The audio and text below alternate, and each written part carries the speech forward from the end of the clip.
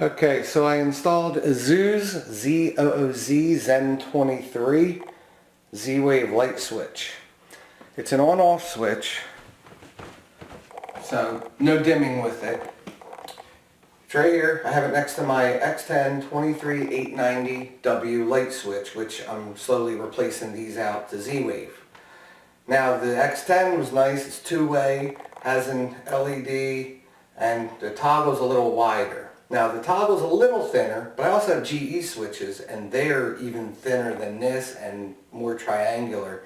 Don't like them at all because of that. The Zooz does not have an LED, not a biggie, but the LED was a cool feature. Now, so I installed this. It's not hard. You just load is your light line is the power coming in. It does require a ground, and it does require a common, so white wire.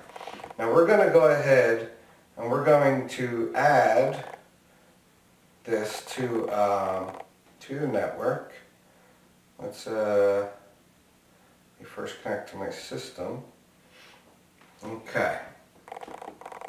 Hopefully my camera will go. So let's add device. Okay. 3 taps. A new node is being added. So I have a Z-Net, and it's downstairs, and this switch is a Z-Wave Plus device, so you do not need to carry up the controller.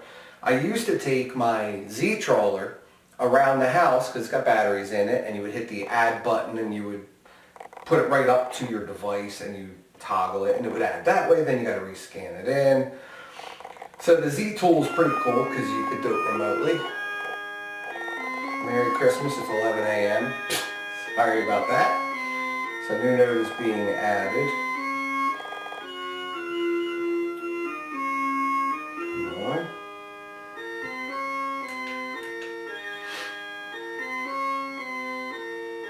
Alright.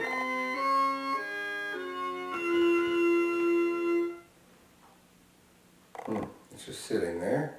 Come on.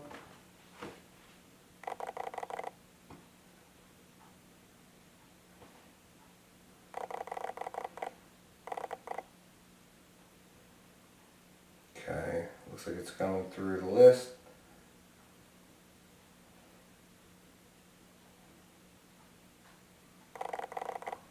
Alright, so that's it to add it to the network. Sometimes it takes a little longer. I did do this video a couple minutes ago. The problem is my camera fuzzed this out, so I'm hoping it looks okay. Here we go, look, so now it's running through all the different nodes it's contacting.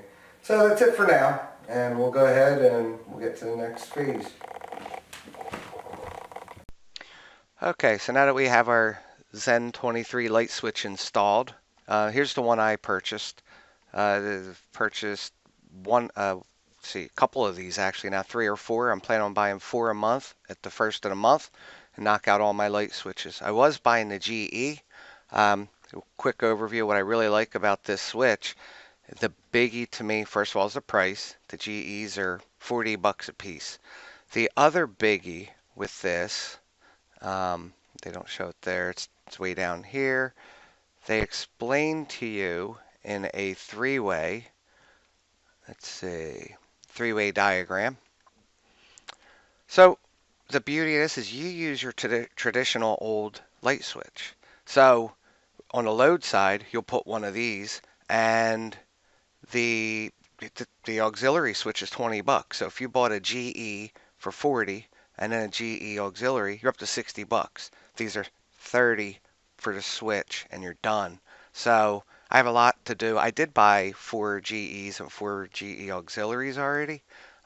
So yeah, it can get pricey, but let's get back to it. So I purchased from thesmartesthouse.com. They are in New Jersey, and which means I have to pay tax because I'm in New Jersey.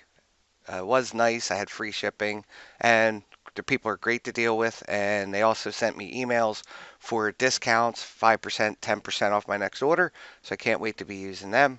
But let's get back to it. So you didn't see me physically install the switch, but as you see on the back of this switch, it's not difficult. I did not use the traveler. The ground wire I used, the load went to the light. The line is the hot that came in, and it does require a neutral.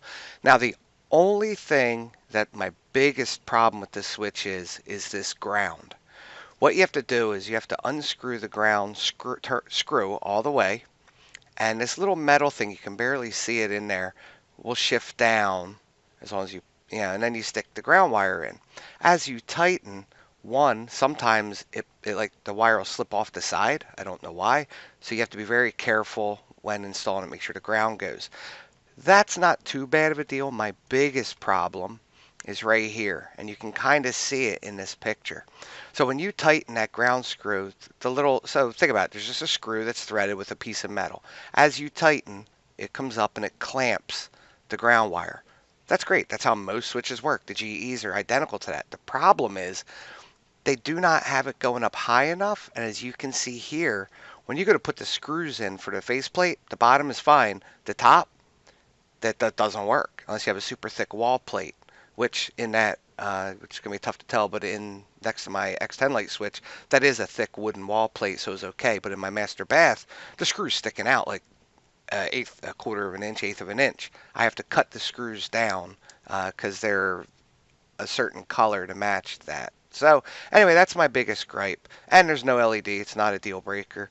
And compared to my X10 light switch, the toggle is narrower, but not as narrow as the GEs. So that's another bonus I like. The GEs are like triangular and really thin, which the wife hasn't complained too much. So anyway, so you saw me use the Z tool to get my, because I'm using a Z-Net, it can sit down in the basement, and these light switches are Z-Wave Plus, so you can remotely add them. I used to use my Z-Troller, carry my Z-Troller to the Z-Wave device, activate the device, and add it that way. So this was nice. Left the controller alone, we added it. Now as you see, this is what we added. While we're at it, here we go. So let's do... let's see, does it have it? Number 28. No? Let's do an update now. Now this is Z-Seer. Great utility, I love it.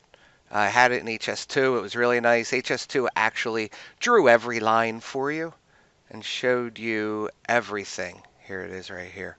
So Z-Seer would show you the path of everything. Now this, you hover over, it says 12.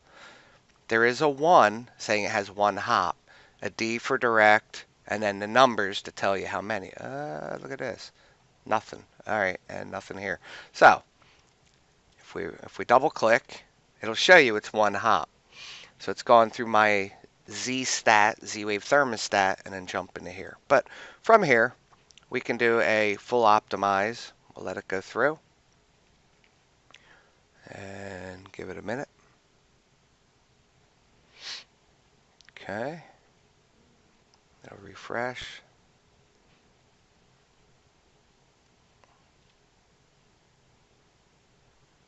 All right, so of course it moved it again. So I try and put them in number order. Let's do a file, save layout, so that way it will stop doing that. All right, now if you noticed, it jumped from the dining room thermostat to the laundry room, which it's fine. And it only has 11 now. So that's a little interesting. Let's take a look over here. I want to optimize this real quick. Oh, what am I doing? It has a 1. Foyer outlet doesn't. And the fish tank.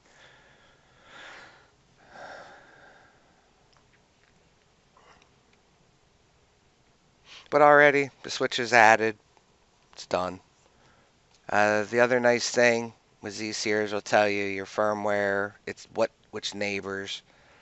Here's the version, speed, 100K. Let's see if we can get anything out of this. But that's it. I mean, it was that quick, that easy. The only thing I will show you after this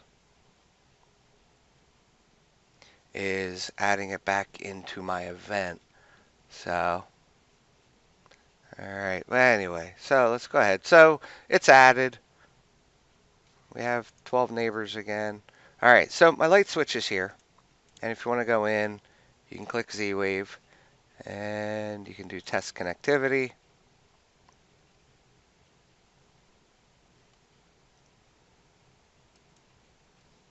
must not have clicked on it. Successfully sent frame. Okay, so we're good. And from here you can do a full optimize and optimize. All right, let's go back to configuration. All right, so everything is set here. Now, under events, I have it sounds like my dog's rolling around on the floor, so you may hear her. Let's see. Is it porch? Here we go. Okay, so because I deleted my X10 device, it removed it from here, so now we need to add back. All right, front porch light. And we want to turn them on. I'm turning them on at 11 p.m. The reason why it's so late is Christmas lights, they shut off at 11, and then these come on. And to give you an example, we have to do this one as well. Front porch lights, we turn them off in the morning at sunrise. All right, so I want them off. There we go. There's that. We're going to rename this. I did a copy of the on and must not have realized I had a -1 in there. All right, so there's my two events, and that's really all there is to it. Go back to device management. We say on and off. All right. Well, thank you for watching. I hope there was a little something out of there. So we saw Z-Seer, Z-Tool, the Zen23 light switch, which I'm really getting to like. A little bit of HS3 with events and device manager. All right. Thanks for looking. Bye.